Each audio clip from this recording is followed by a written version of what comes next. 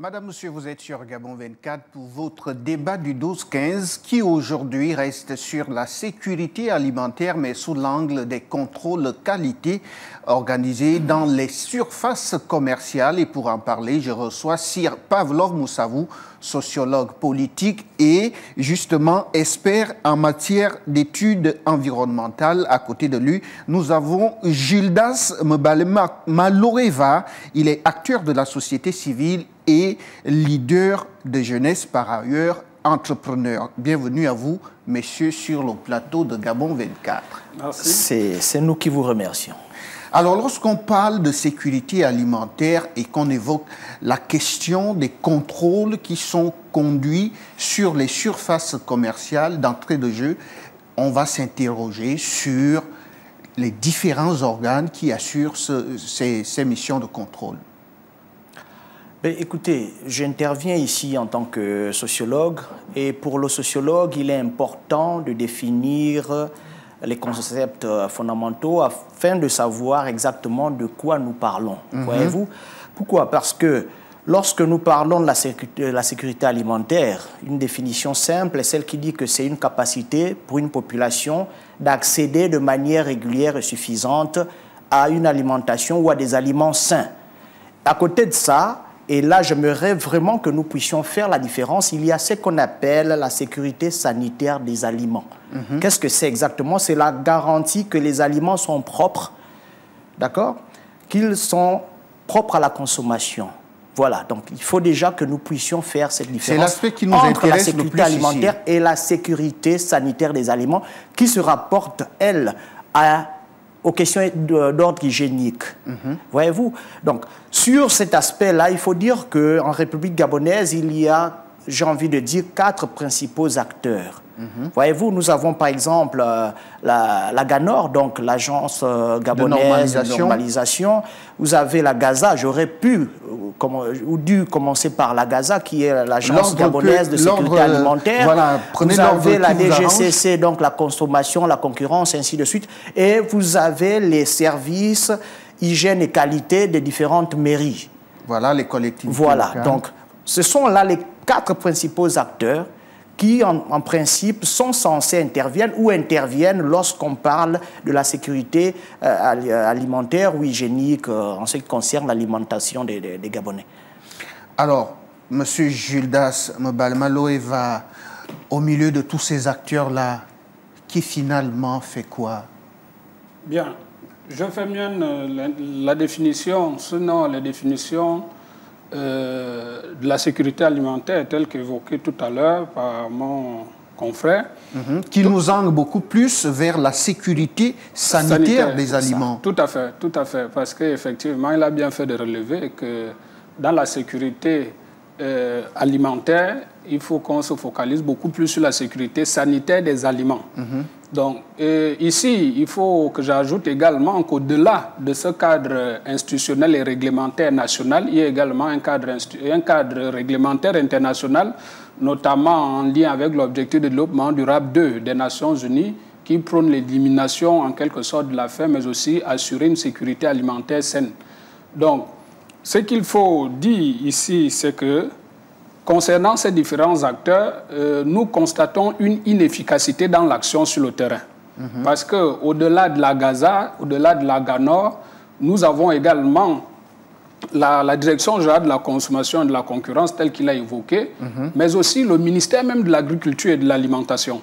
Donc vous voyez que tous ces organes chapeautés, ou sinon avec l'appui des institutions internationales comme l'Agence des Nations Unies sur l'alimentation et l'agriculture, en fait aujourd'hui on devrait avoir au niveau du Gabon un mécanisme propre de suivi des aliments que nous consommons. Mais malheureusement, pour le déplorer, ce que nous consommons est aujourd'hui à l'image des maladies que nous avons au quotidien. Une façon de dire que la mort serait dans l'assiette. Alors, cette inefficacité, elle se traduit comment? Comment l'efficacité que met en surface M. Mbale, comment elle se traduit au quotidien? Alors, il faut dire déjà qu'un des problèmes majeurs que nous rencontrons dans ce pays est l'inutilisation, disons l'inexploitation de tout ce que nous avons comme ressources humaines. Tout à fait. Voyez-vous, il y a des hommes et des femmes bien formés sur ces questions-là, notamment nous parlons ici de la sécurité sanitaire des aliments. Mais j'en connais qui sont pour la plupart en situation de chômage. Pourquoi? Parce que vous avez, par exemple, au sein de ces agences-là... Vous voulez dire que les bons techniciens seraient assis à la maison? Certains sont assis, malheureusement. Voyez-vous? Pourquoi? Parce que lorsque vous questionnez, par exemple, les effectifs, je pense bien que la Gaza a été mise sur la sellette il n'y a pas longtemps, vous allez voir que les différents profils ne sont pas forcément techniques. Donc, il y a aussi des recrutements, j'ai envie de dire, familiers. On parle trivialement de copains, coquins, consanguins, malheureusement, qui font que nous nous retrouvons dans ces organes-là, qui sont pourtant des organes publics, avec des profils qui ne sont pas spécialisés dans les questions pour lesquelles, ou du moins les missions pour lesquelles elles ont été créées. Là aussi, c'est déjà un problème. À côté de ça, vous avez aussi le phénomène de la corruption. Voyez-vous, je discutais ce matin avec un agent de la DGCC qui vous dit par exemple qu'ici, nous avons plusieurs compatriotes qui sont en situation de SMIC, donc payés à 150 000 francs, on ajoute quelques prébendes là-dessus, depuis quasiment 3 ans. Voyez-vous, lorsqu'ils vont sur le terrain, vous comprenez tout de suite qu'ils sont des proies faciles à la corruption. Donc le quatrième élément que je vais mettre en exergue ici, ce sont les moyens techniques et financiers. Lorsque vous discutez avec ces agences-là, ou ces agents, j'ai envie de dire, ceux de la DGCC vous diront, mais écoutez, la Gaza a plus de moyens techniques et financiers que nous parce qu'il y aurait eu à la tête de cet organe-là une des filles bongo, j'ai envie de dire. C'est ce qui se dit. Voilà. Et à côté de ça, nous, on est là, j'ai envie de dire, en jachère. Pourquoi? Parce que les moyens vont d'un côté. Il n'y a pas une redistribution équitable en ce qui concerne les moyens techniques et financiers au sein des différentes organisations qui sont censées faire en sorte que les Gabonais puissent jouir d'une alimentation de qualité en ce qui concerne notamment les questions d'hygiène et tout. Et voilà, Monsieur Mebale, lorsqu'on a tous ces organes, tous ces acteurs sur la place publique pour conduire des missions de contrôle, on a parlé de l'Agence gabonaise de sécurité alimentaire à Gaza, on a parlé de l'Agence gabonaise de normalisation à Ganor, on a parlé de la Direction générale de la consommation et de la concurrence des GCC. À côté de ces 3 organes, on a également d'autres services comme des services d'hygiène, qu'ils soient de la mairie, de l'hôtel de ville ou même du ministère du Commerce. On a bien envie de savoir... Lorsqu'il faut parler d'une mission qui doit déterminer la qualité d'un produit, mais finalement on l'amène où? Parce qu'à la DGCC, il y a un laboratoire, à la Gaza, il y a également un laboratoire, mais finalement, qui fait quoi? J'insiste là-dessus. Est-ce que la Gaza va déterminer une partie de la qualité ou bien certaines normes de la qualité et que la DGCC va se concentrer sur autre chose? Finalement, est-ce que trop d'acteurs ne tuent pas, finalement, l'efficacité du service? C'est par là que je vais démarrer, parce qu'effectivement, on constate que au Gabon, on a plusieurs organes qui ont été créés, mais qui, en réalité, à travers un seul département ministériel, peuvent être concentrés et être efficients. Il n'est pas forcément question de créer plusieurs agences. Il n'est pas forcément question de créer plusieurs organes. L'objectif, ce sont les missions qui sont assignées aux hommes. Et ce sont ces hommes-là qui ont le droit de jouir d'une certaine autonomie afin qu'ils puissent exercer leur travail dans les règles de l'art. Mais qu'est-ce qu'on constate? Ou encore, qu'est-ce qu'on constatait? Il y avait certaines institutions, certaines administrations ou certains organes qui étaient affaiblis pour renforcer d'autres au titre, comme il a dit, de copains, consanguins. Une façon de déshabiller Pierre pour habiller Paul? Tout à fait. Je vais prendre un exemple. Quand on a eu, par exemple, la création de l'Agence nationale des grands travaux, il y a des missions d'investissement qui ont été retirées du ministère des Travaux publics. Mais nous tous, aujourd'hui, on a vu le résultat de la NGT. La NGT n'a rien donné. On nous avait parlé, par exemple, d'un Gabon émergent. C'est à cause de tout ça que ces types d'organes avaient été créés. Donc aujourd'hui, il est question, en ce qui concerne la santé alimentaire, puisque l'alimentation est le fondement même de la vie humaine. Ce que nous mangeons, me disait l'un de mes enseignants au lycée, donc M. Kodjo, ce que nous mangeons a deux fonctions, soit c'est pour nous nourrir, soit c'est pour nous tuer. C'est clair. Donc, à partir de cet instant, les missions de contrôle sur la question de sécurité alimentaire, les questions d'alimentation, doivent être composées, en fait, de ces acteurs-là, mais de façon concertée.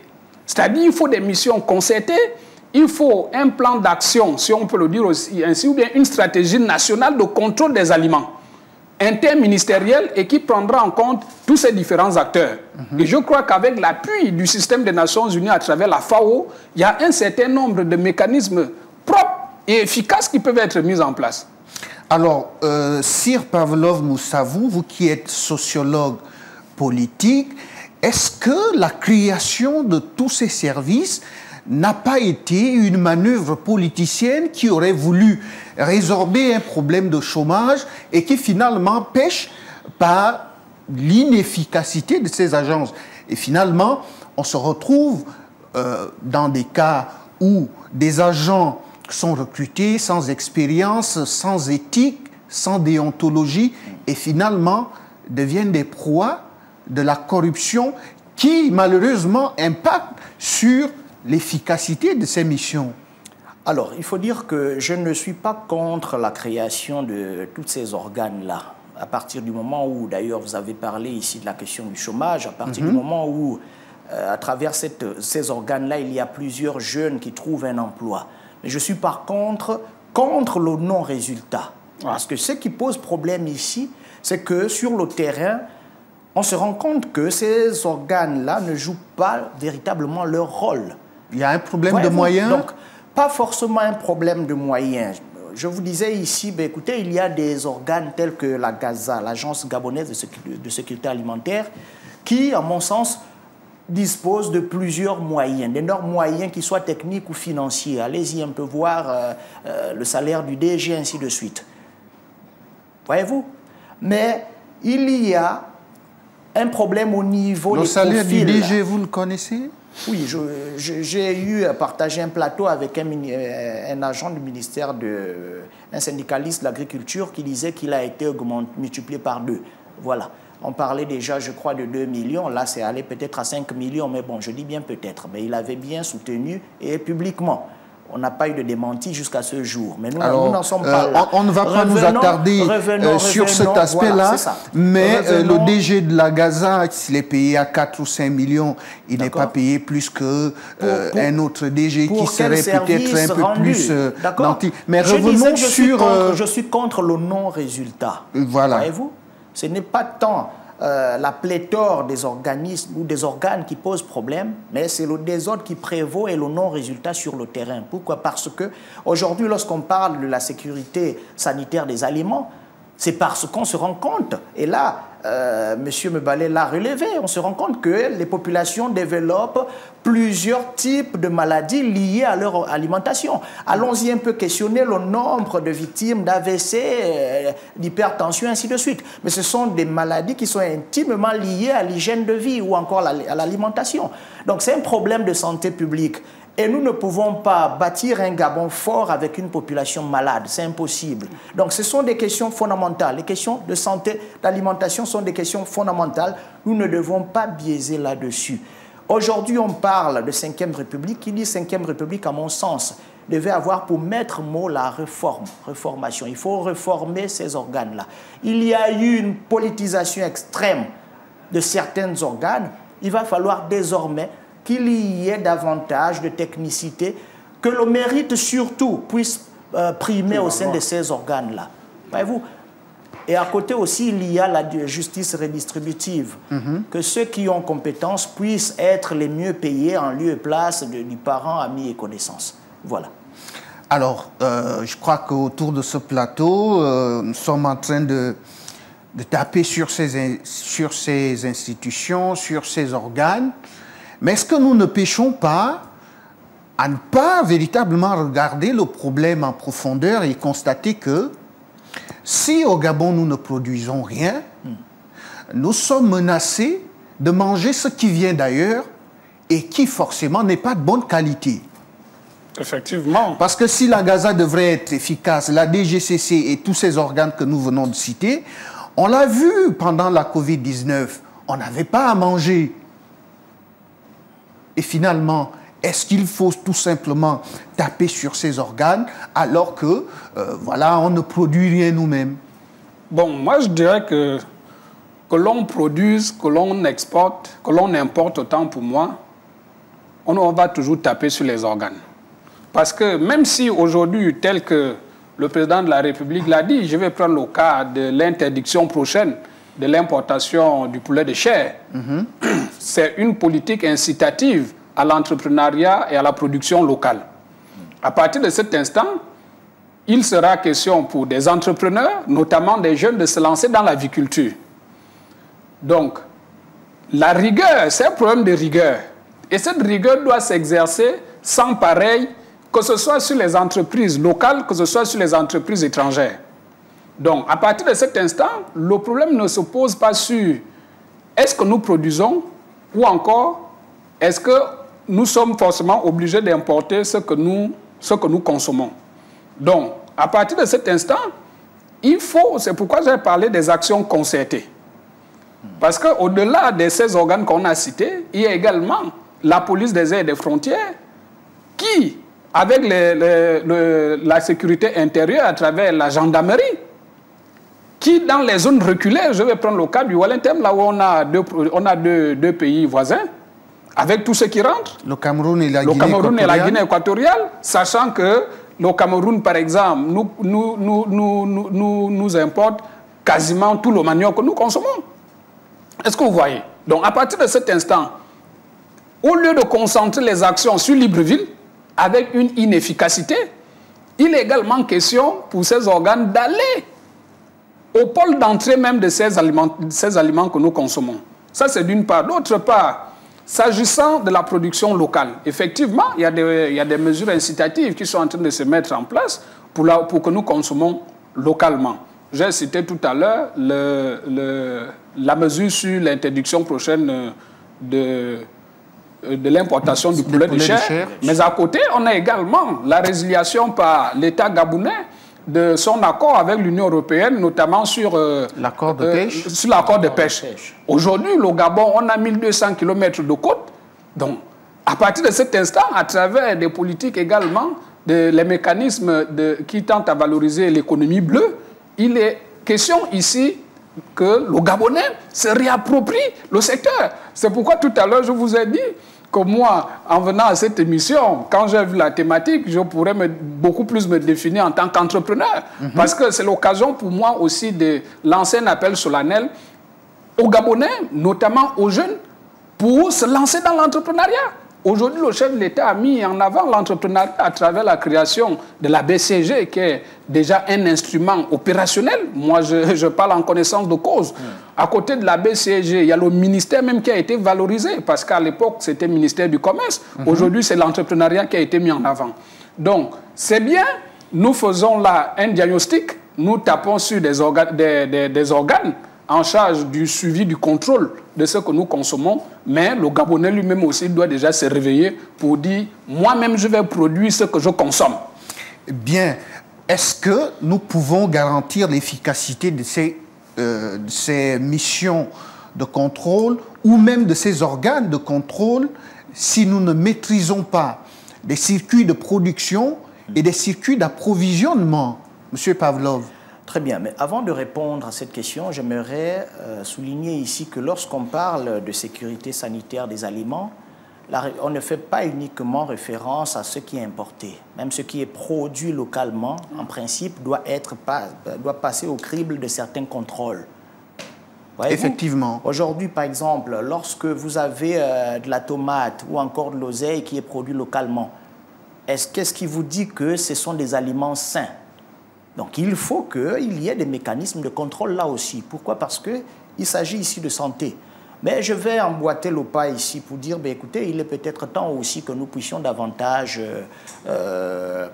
faire en sorte que la production locale, ou du moins que les Gabonais se saisissent réellement de ces questions-là, qui s'investissent davantage dans le domaine agricole. Mais j'irai encore plus loin.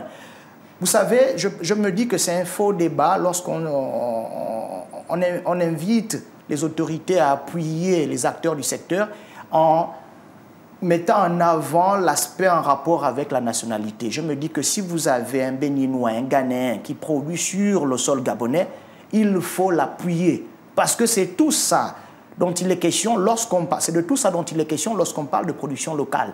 Donc, ce ne sont pas forcément des Gabonais dits de souche ou d'adoption, mais tous ces acteurs-là du domaine qui agissent localement doivent, à mon sens, bénéficier d'un soutien. C'est un peu le plus que j'aimerais apporter, l'invitation que je lance aux nouvelles autorités. À partir du moment où vous avez des compatriotes qui font montre d'une certaine volonté et qui prennent des initiatives, nous gagnons à les appuyer, que ce soit financièrement, techniquement, mais à veiller juste à ce que cet argent-là, ou du moins qu'ils ne puissent pas fuir avec l'argent qu'on va mettre à leur disposition.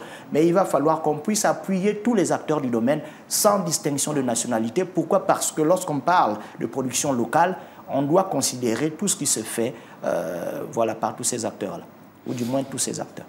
Oui, exactement. Je crois que ceux qui vous regardent comprennent effectivement que vous mettez le doigt là où ça fait peut-être mal, parce qu'aujourd'hui, Monsieur Mbale, vous faites bien de le dire, que vous êtes dans l'entrepreneuriat. Est-ce que, pour ceux qui sont dans le domaine de l'agriculture, de l'élevage, ceux qui sont dans l'agro-industrie, dans l'agroalimentaire, est-ce que ces derniers sont accompagnés pour que, finalement, les produits qui vont sortir de leur champ, de leur élevage, de leurs enclos, soient des produits plus ou moins sains? Ok, je vais prendre un cas. Le chef de l'État a fait venir du matériel agricole. Et on peut se poser des questions. Combien de personnes, combien d'entrepreneurs, combien de jeunes ont pris l'initiative de se rendre au ministère de l'Agriculture, qui est déjà en tournée à l'intérieur du pays pour la remise justement de ce matériel agricole. Exactement. La remise du matériel agricole se fait par le ministre de l'Agriculture. Mais une meilleure répartition aurait été si, en amont, les acteurs clés, c'est-à-dire les entrepreneurs, auront également manifesté l'intérêt de bénéficier de ce matériel-là. Mais ils le manifestent depuis des années, M. Mbale. Oui, je suis d'accord. Donc, à partir de cet instant, il va maintenant falloir qu'on regarde. Le matériel a été mis à disposition. Comment est-ce que maintenant il va être utilisé? Est-ce que la répartition a été faite de façon équitable? Nous en saurons davantage à travers l'opérationnalisation. Donc, aujourd'hui, ce qu'il faut reconnaître, c'est que il y a de plus en plus une volonté de la part des autorités à accompagner l'entrepreneuriat agricole, mais il serait mieux que les acteurs... Moi, par exemple, j'avais eu la possibilité de discuter avec le responsable de Made in Gabon, qui fait déjà un travail extraordinaire. Il a à peu près regroupé plus de 1000 coopératives, y compris des unités de production dans le domaine agricole. Et durant la transition, on avait constaté déjà la création d'un fonds en lien avec l'agriculture. Donc, c'est maintenant de voir tous ces mécanismes-là, comment les mettre ensemble pour que, effectivement, nous puissions tendre vers ce qu'on va appeler l'autosuffisance alimentaire. Voilà. Monsieur Pavlov Moussavou, aujourd'hui, on parle de la sécurité sanitaire des aliments. Pour échapper un tout petit peu à tout cela, n'est-ce pas l'occasion aujourd'hui de revenir avec insistance sur l'agriculture biologique?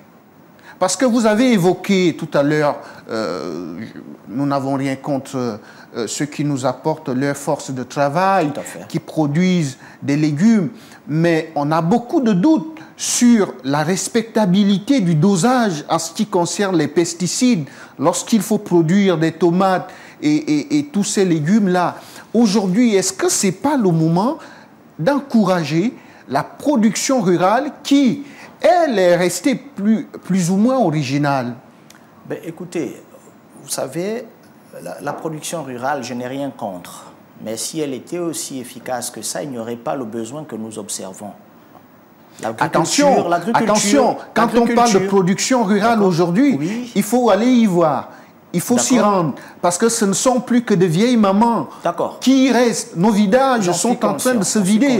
Donc l'efficacité de la production rurale ne tient non seulement pas du fait de l'improductivité, mais ça tient surtout de la quantité de personnes qui sont impliquées dans le secteur agricole et de l'élevage aujourd'hui. Je vais prendre un exemple, je vais répondre par l'exemple. Nous sommes un pays qui consomme énormément du riz. Voyez-vous, lorsque vous allez dans une zone comme Niali, on vous dira par exemple que les récoltes, c'est au moins 2 fois l'an. D'accord? Si je ne me trompe pas. Mais aujourd'hui, vous avez des catégories de riz, j'ai envie de dire, d'accord? Des variétés? Des variétés de riz, merci, qui vous permettent d'avoir 4 récoltes par an. Mais le choix est vite fait. Puis à partir du moment où il y a un besoin. Donc je ne suis pas contre l'agriculture, j'ai envie de dire, celle que vous avez présentée ici comme étant l'agriculture rurale ou villageoise, pour ne pas être dégradant, d'accord? Mais je suis pour une agriculture également qui soit ouverte et qui intègre les nouvelles technologies, tout ce qu'il se fait aujourd'hui de bon, que ce soit dans le domaine du riz, de la tomate, ainsi de suite. Voilà, mais nous devons quand même mettre un accent particulier sur l'aspect sécuritaire. Et là, j'invite encore, non pas pour taper dessus, mais inviter tous les responsables de ces organes-là, que ce soit la GAZA, la DGCC, à être véritablement sur le terrain, quotidiennement, et à faire montre d'une certaine, j'ai envie de dire, élégance morale, c'est-à-dire ne pas céder au phénomène de la corruption, ainsi de suite. Pourquoi? Parce qu'il en va de la santé des populations gabonaises. Voilà. Merci à vous, Monsieur Sir Pavlov Moussavou. Vous êtes sociologue politique. Merci également à vous, Monsieur Gildas Mbale Maloreva. Vous êtes acteur de la société civile. Vous êtes leader jeunesse, par ailleurs entrepreneur. Merci à vous deux d'être passés sur le plateau de Gabon 24. Le temps court très vite lorsqu'il s'agit des problématiques qui sont assez particulières, comme celle de la sécurité sanitaire des aliments, qui est en rapport étroit avec la santé. Merci à vous d'être passé sur ce plateau pour ces éclaircissements. C'est nous qui vous remercions. À vous aussi, madame, monsieur, merci de nous avoir regardés. À très vite sur ce même plateau.